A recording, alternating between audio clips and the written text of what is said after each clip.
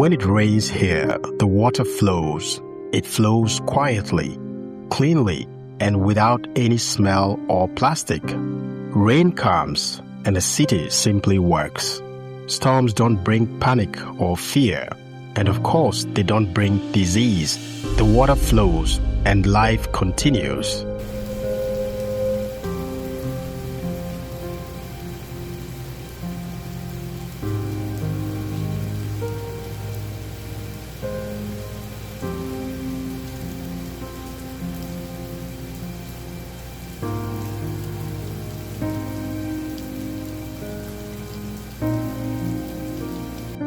I came home and this is what I saw. This is not a place I'm visiting. This is not somewhere I'm passing through. This is my home country.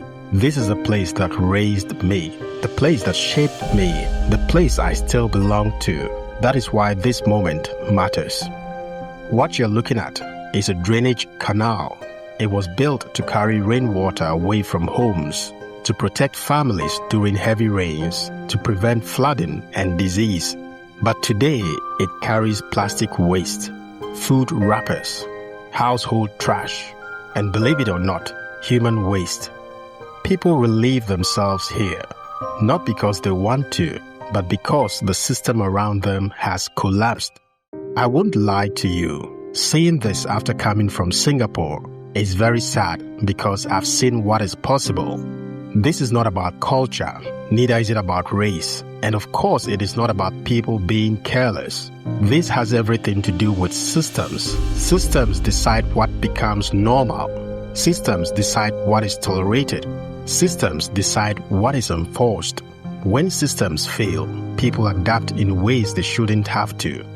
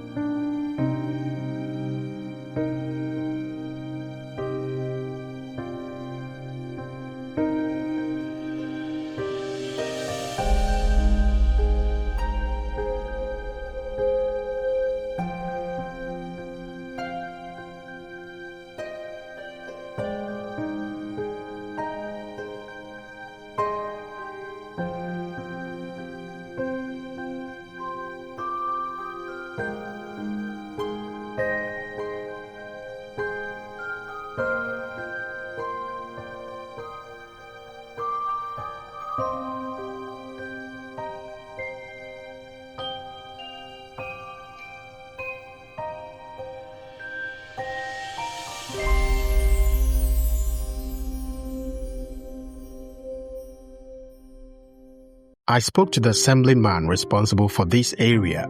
This is the closest level of government to the people, the person meant to represent the community, the person meant to raise these issues. He explained the reality on the ground. What makes it hard to keep this area clean? What is the biggest challenges you face in keeping the area clean? Our bigger problem is that it's a big challenge because this gutter and the rubbish, people are dumping everything inside the gutter. So now, if the rainy season time, the water is washing the rubbish, but now there's no rain. So everybody and everything, they are dumping inside this, and that's our big challenge. Assemblyman alone cannot keep taking care of all these things unless people come out and assemble. My community is big. So we have only 2 containers. And because there's no container, that's why people are dumping rubbish inside the gutter. Like this area like this, there's no container. By about 15 meters away or 20 away, there's a container over there.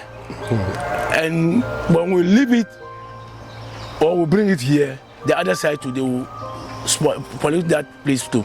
Okay. So I'm still pleading to assemble why are you facing challenges getting adequate bins and positioning them around so people dump their refuse in there? Yes, I'm facing that one.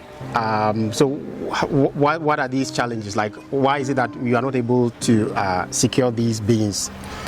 Because what I'm going to say is that Assembly doesn't put effort about this rubbish and all these things. Only we are making clean up time to time, and upon all we clean up, that very 2 days or 2 days to 3 days time, everything will spoil again. Okay.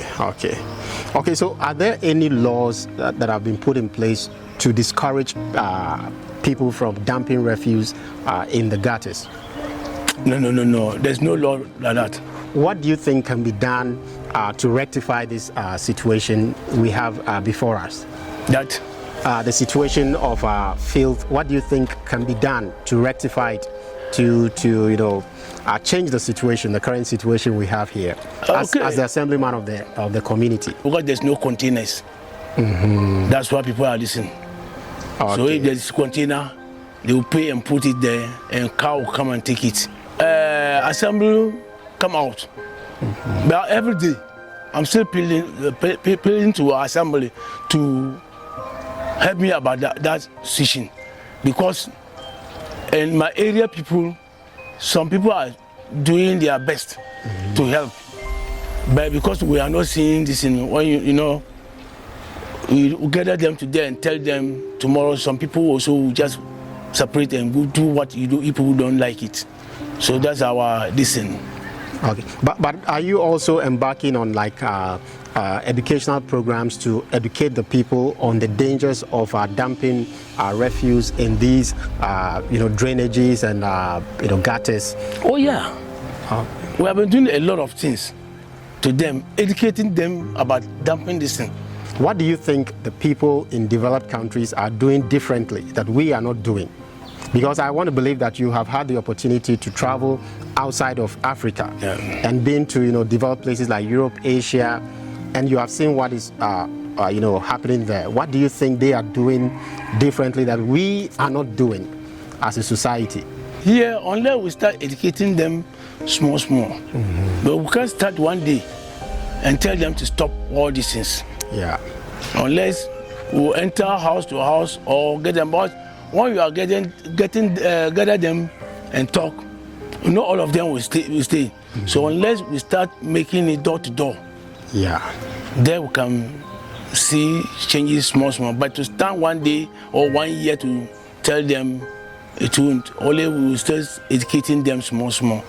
Arabic schools and schools, others community, those having their own shops and all these things. They will tell. We're going there and telling them what is going on our area, that we can achieve what we want. Okay, it's a gradual process. Yeah. And my last question is, do you think in your lifetime or in our lifetime we will see some change, positive change? Are you optimistic about that? Yeah, it will happen.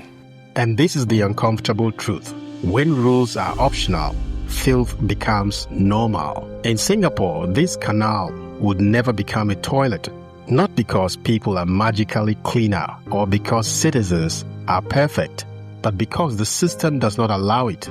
You cannot dump waste here. You cannot answer the call of nature here.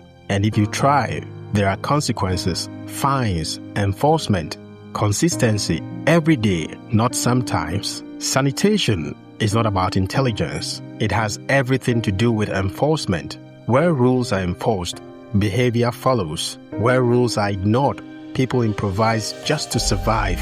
The environment shapes behavior, not the other way around. Ghana has engineers. Ghana has laws. Ghana has assemblies. What is missing is not knowledge. What is missing is consistency. If you're watching this from Singapore, what you experience every day did not happen by accident. It was planned, protected, and enforced.